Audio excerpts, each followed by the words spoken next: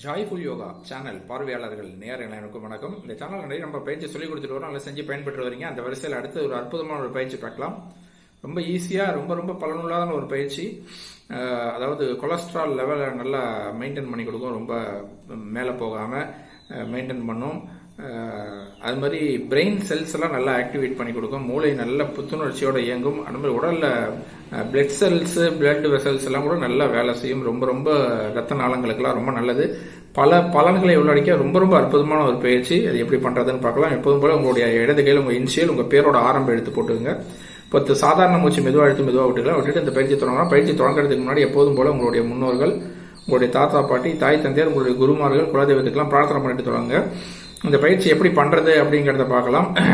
முதல்ல பாருங்க, இந்த மாதிரி கைகள் ஆள்காட்டி விரல் ஒன்னா வச்சிங்க. இந்த கட்டவரல் இப்படி டச் பண்ணி வச்சிங்க. கட்டவரல் டச் பண்ணிட்டு ஆள்காட்டி விரல் ஸ்ட்ரைட்டா வச்சுட்டு நாபில வச்சிங்க. தொப்புள் பகுதியில் வச்சுட்டு முதுகு தண்டோட நேரம் தோள்பட்டைகள் தவறுவா கண்கள் முடியபடி காலையில ஒரு 10 நிமிஷம், மாலை 10 நிமிஷம் சன்னரக மூச்சு மெதுவா விட்டு பிராக்டிஸ் பண்ணுங்க. தொடர்ந்து பிராக்டிஸ் பண்ணிட்டே வந்தீங்கன்னா கண்டிப்பா உடல்ல நல்ல மாற்றம் வரும். கொலஸ்ட்ரால்லாம் அதிகமாக ஆகிறதுக்கு வாய்ப்பே இல்லை. ரெகுலரா பண்ணீங்கன்னா அது மாதிரி மூளையில் நல்லா வேலை செய்யும். பிரெயின் செல்ஸ் நல்லா ஆக்டிவேட் ஆனாலே உங்களுக்கு தெரியும், நல்ல ஞாபக சக்தியிலேருந்து எல்லாமே நல்லா வேலை செய்யும்.